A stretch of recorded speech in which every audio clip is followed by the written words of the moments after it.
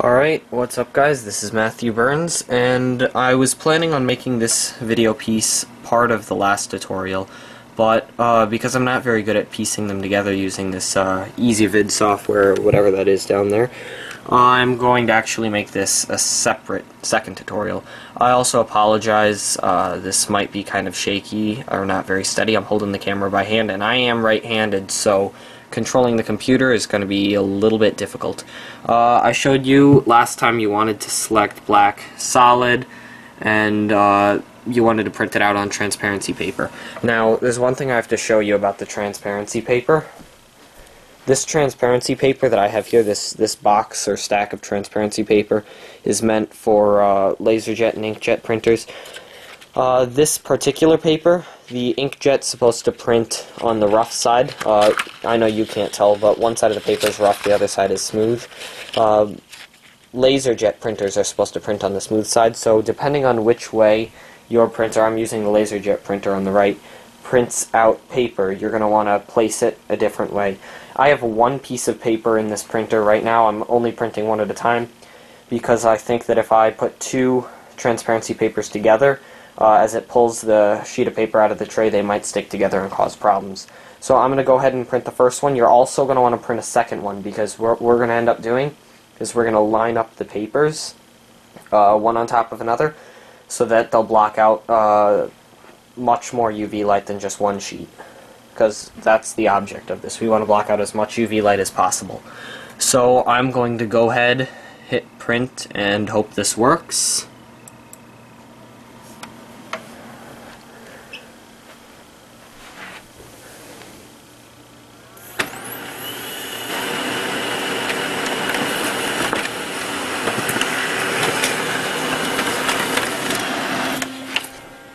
Alright, so I'll try and hold this up to the light so you can see, but we have one copy of what we want the bottom of our board to look like. So I am going to go ahead and print off, or put in another sheet of paper first, and then print off a second one. Get that dust off of there.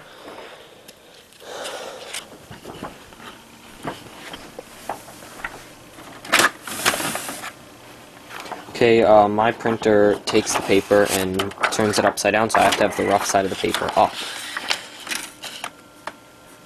It's funny how I do this 1,000 times and still have to think about it every time. Alright, I'm going to print off this one exactly the same way I printed off the last one. Those two options on the left are still selected, so I'm just going to go ahead and click OK.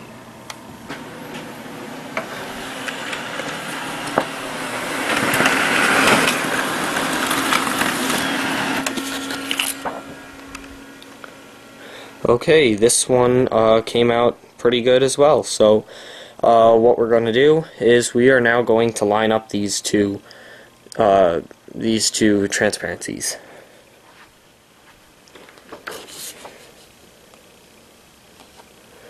What makes this a lot easier is a backlight and a piece of glass. So this here is just a sheet of picture frame glass I'm going to be using. And although this setup is very sketchy, you could probably build something to make this a lot easier. I don't really feel like building anything for something as stupid as this, so I'm just using my iPad as a backlight.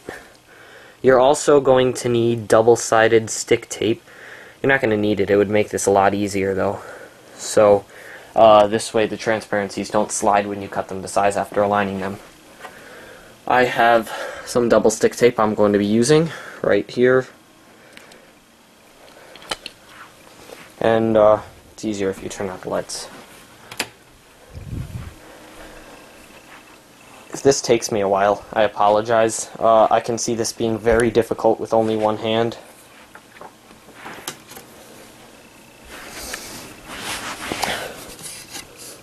So, hold on.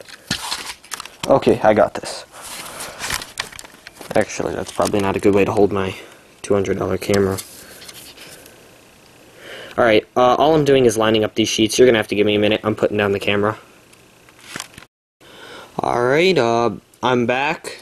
I spent about 5 minutes. I aligned the two transparencies, and now It's actually really tough to tell that it's even two transparencies. In fact, I don't know that you even could. So, I don't know if you can tell or not because I'm looking on the small screen of my camera, but there are 4 pieces of tape, double stick tape, between the two transparencies to keep them from moving. The next thing and the last thing we're actually going to do in this tutorial is cut this to size. I don't know if anyone really wants to watch me cut this using that office cutter over there, because you guys can figure that out on your own. It's not that tough. But I am going to cut this to size, and I'll show a picture of it at the end of this tutorial. I'm just pretty much going to be cutting a box around it. The exact size really makes no difference whatsoever, just so long as it'll fit in my UV exposure box, which is 6 by 8 inches, and just so it's small enough to manage. I don't want to have to deal with a whole sheet of paper.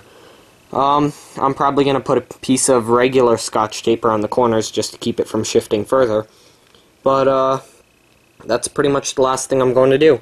So I covered in the last tutorial not designing the schematic, because you're going to have to do that on your own based on whatever circuit you're trying to make, but setting up the schematic using Eagle, turning it into a board, and in this tutorial we covered printing it off, aligning it, and cutting it to size, although that's not really a tutorial needy kind of thing. But we're going to go ahead and do that, and I'm probably not going to post a video segment and put a picture showing that at the end of this video. So thanks for watching. In the next tutorial I'm actually going to show you guys the UV exposure box that I built completely from scratch using Radio Shack printed circuit boards and pieces from DigiKey, and I'm going to we're going to expose, develop, and probably etch the board all in that tutorial. So thanks for watching, and I'll see you guys next time.